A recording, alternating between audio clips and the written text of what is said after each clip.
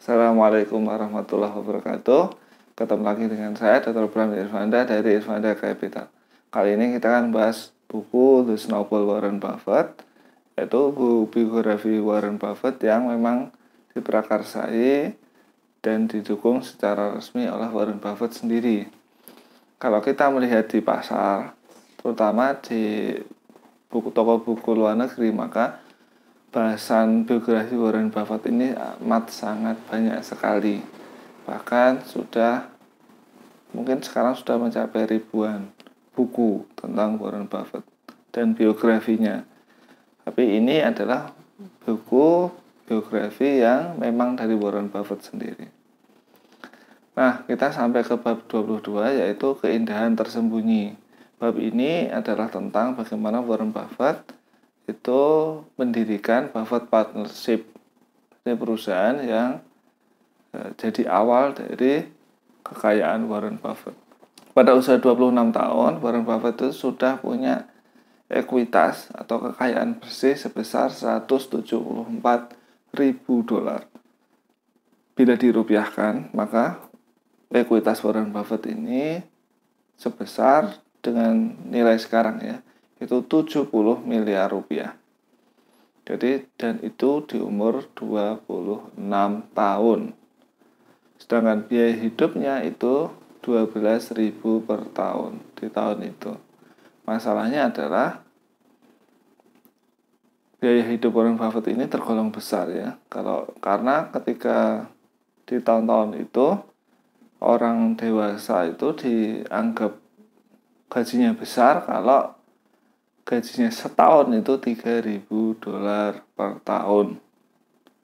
Nah, Warren Buffett keluarganya pengeluaran besar seperti ini karena Susie Buffett, yaitu istrinya Warren Buffett, yang memang agak royal. Ekuitas Warren Buffett saat masuk ke Universitas Columbia, yaitu di umur 20 tahun, itu besar 9.800 dolar.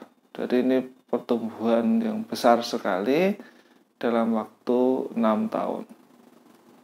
Pertumbuhan sebesar 61% per tahun.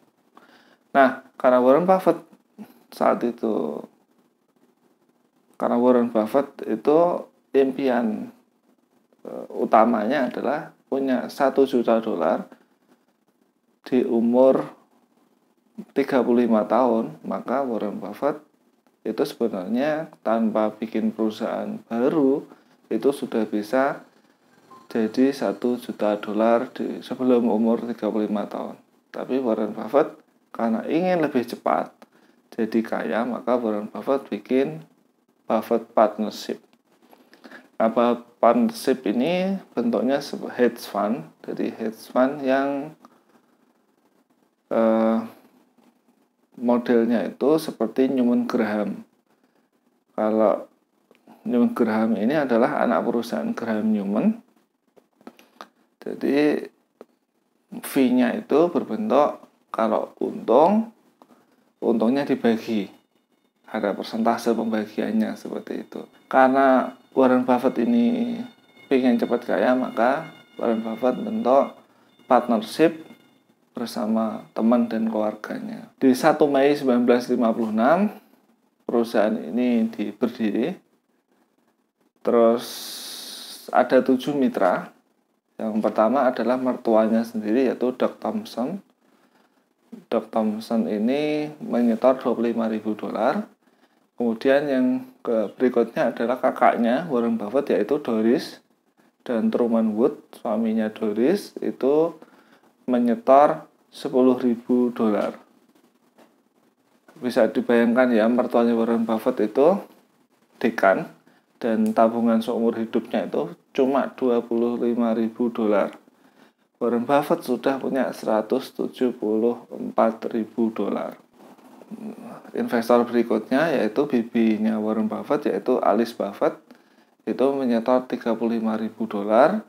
Alice Buffett ini itu investor saham juga dan memang biasanya itu dapat kekayaannya karena Warren Buffett, karena investasi di saham.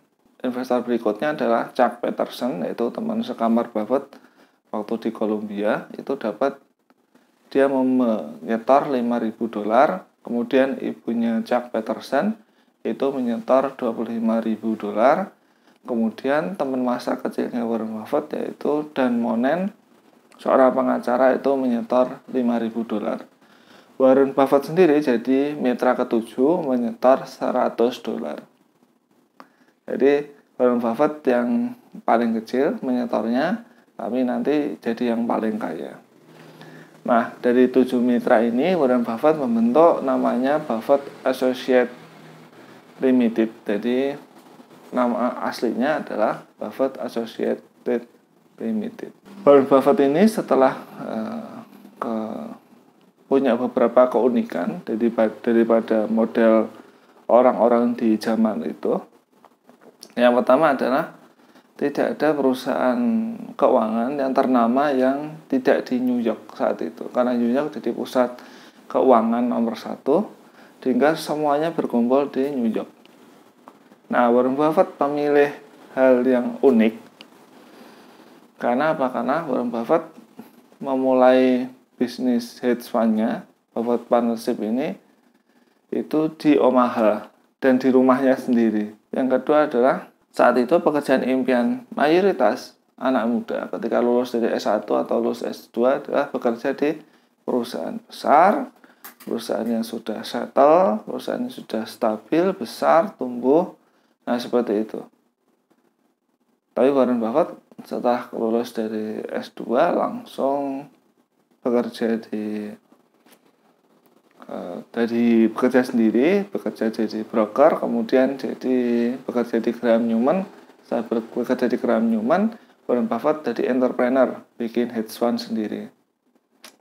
Terus yang ketiga adalah saat pindah ke Omaha, Warren Buffett itu memilih untuk sewa rumah. Padahal di zaman itu mayoritas orang itu ketika lulus dari kuliah langsung beli rumah, terus menyicil rumahnya dengan KPR. Tapi Warren Buffett tidak seperti itu.